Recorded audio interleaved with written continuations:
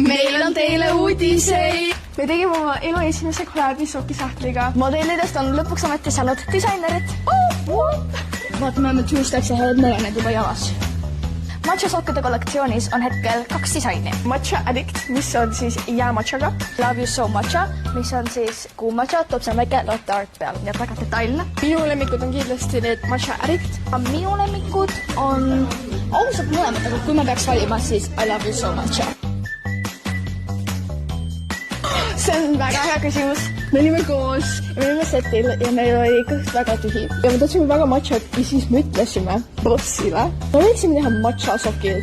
Kui oleme siuksed matcha fännid, ja matcha fännid peavad saama matcha sokil. Mina alguses arvasin, et see on nali.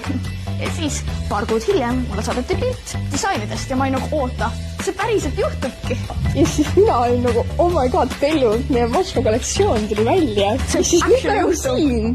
Esimene mõte oli kindlasti, et me tahame teha kas kuuma või külma, aga siis meile pakuti välja, et teeme mõlemad. Pellu mõte oli kindlasti teha siis I Love You Matcha.